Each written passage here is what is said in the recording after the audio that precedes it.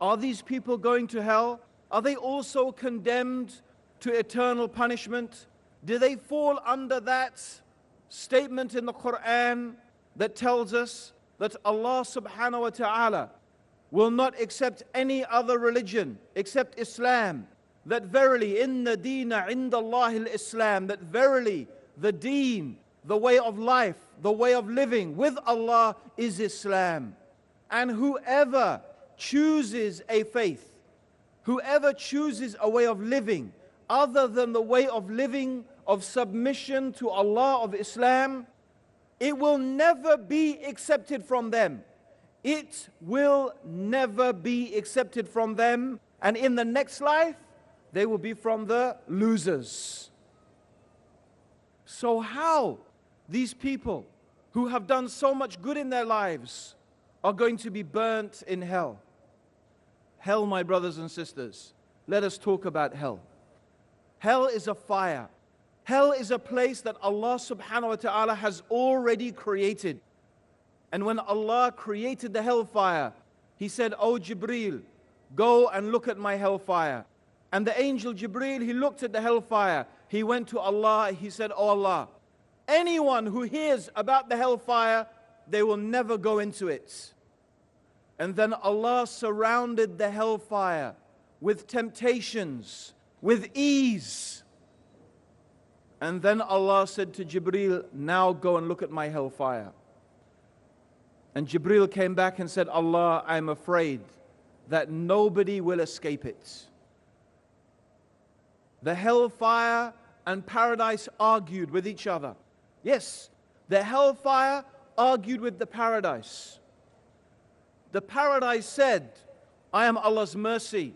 In me are the poor and the meek and the humble." And the hellfire said, "I am Allah's punishment. I am the wrath of Allah, and in me are the arrogant and the proud." And they were competing and arguing with each other about who was superior, who was better. And Allah said to the hellfire and the paradise, "Yes, you are my mercy, and you will be filled. And the hellfire, you my wrath, and you will be filled." Allah subhanahu wa ta'ala, He is going to fill the paradise, and He is going to fill the hellfire. This is the fact. And the hellfire is a place of the most extreme suffering, the most extreme pain, of every level that you can imagine: physical, mental, spiritual pain and suffering and torment. It is a place where Allah subhanahu wa ta'ala, He will burn the skins of the people, and then He will recreate their skins and burn the skins again, so that the people in there will taste the punishment. It is a place of heat, a place of pain, a place of suffering.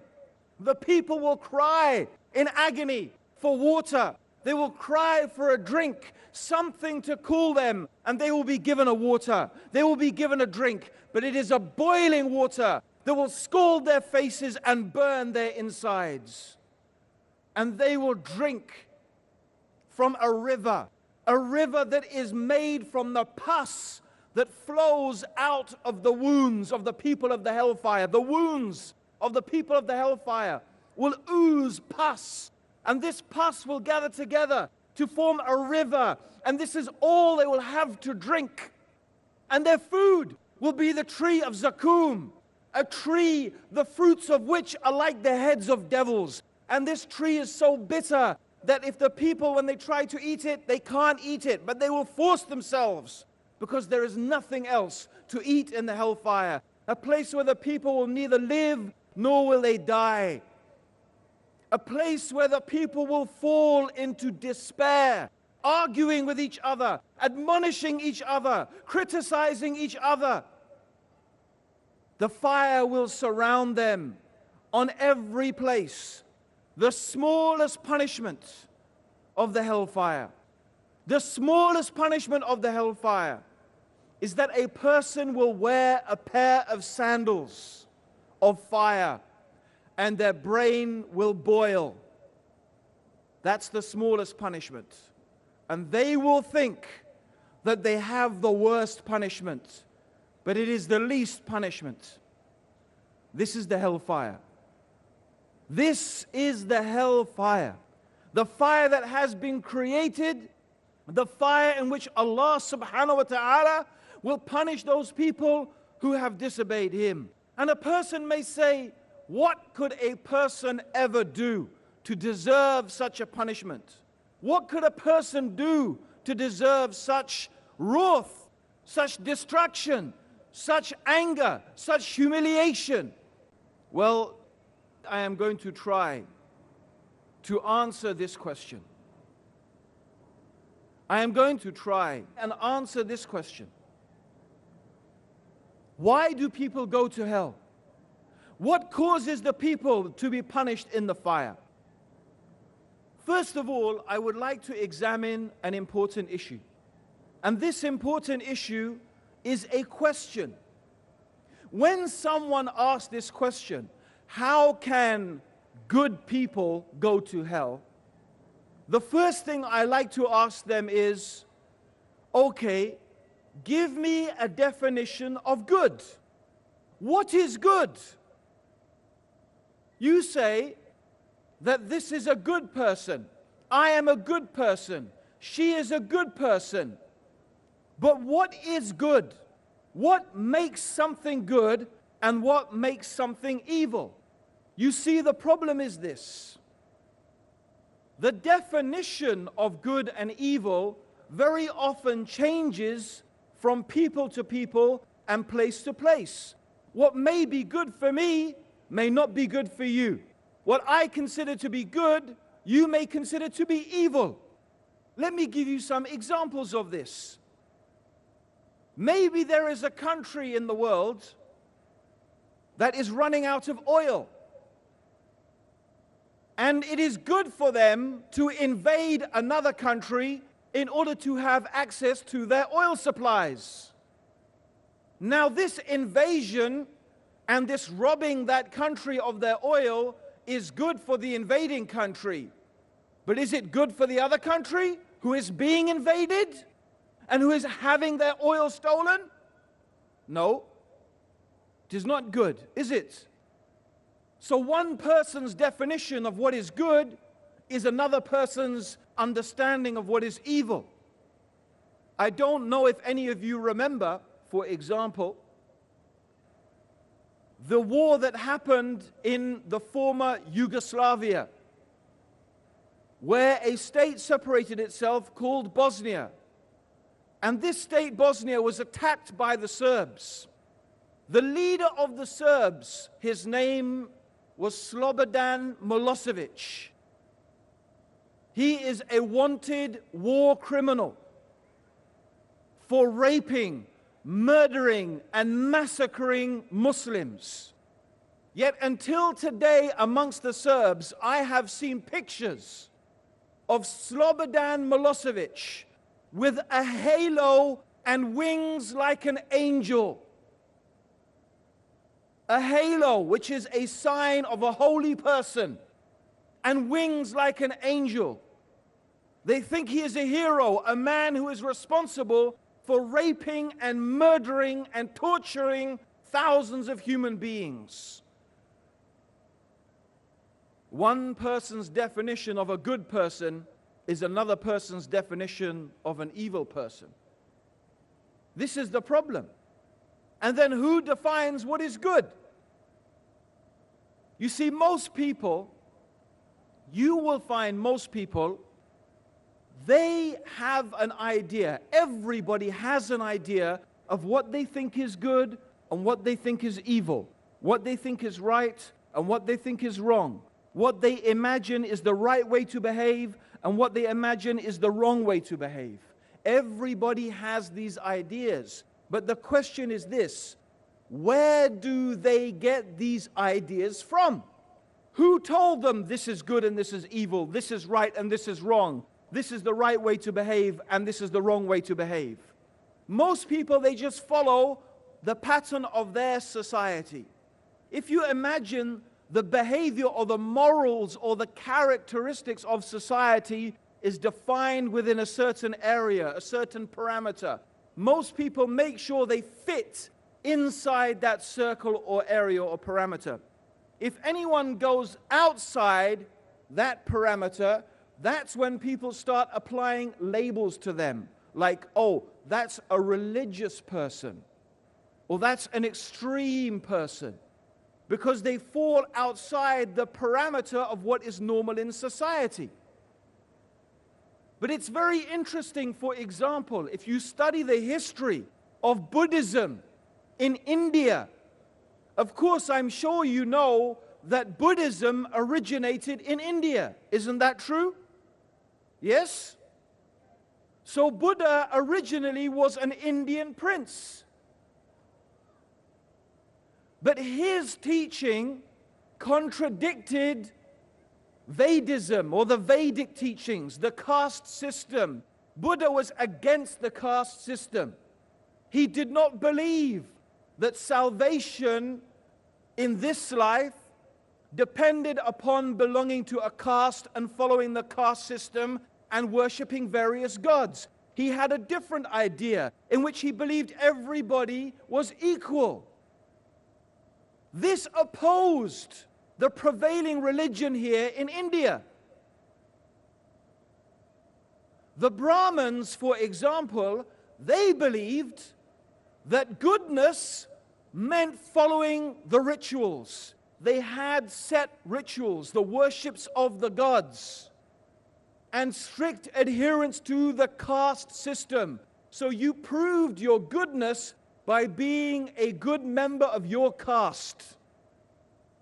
Their whole idea of what is goodness and virtue was contradicted by the teachings of Buddha, as he had a different idea of what constituted goodness and virtue.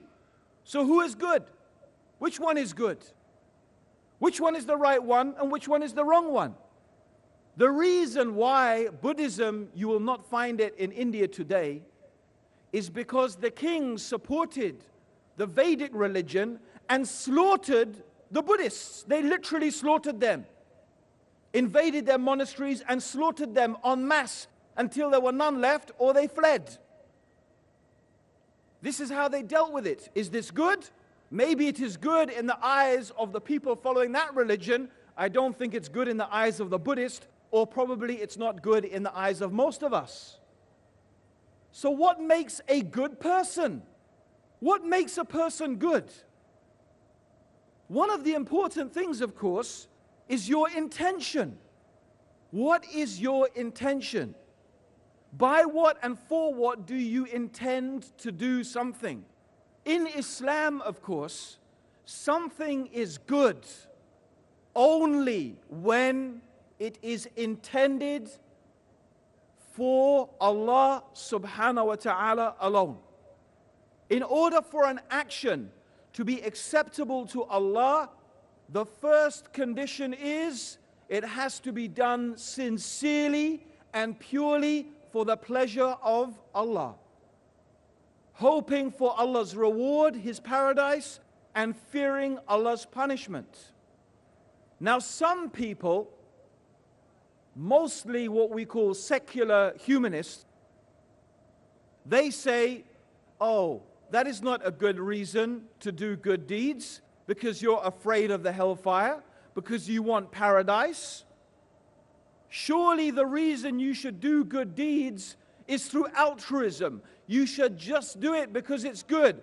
And they propagate this idea of the benefit of altruistic behavior. I myself do not believe there is such a thing as altruism, doing something without any benefit. Because even these people who do good deeds, don't you think that when they do a good deed, they get some feeling of satisfaction? You know, I did a good deed, I feel a bit good about myself. Certainly they do. That means they are satisfying themselves. They want to feel inside themselves satisfied. That means they, in fact, make themselves the center of the universe. They themselves make themselves the center of the universe. This is actually psychologically more likely to breed arrogance and pride. Is that a good characteristic, to be arrogant? Is that a good characteristic to be proud?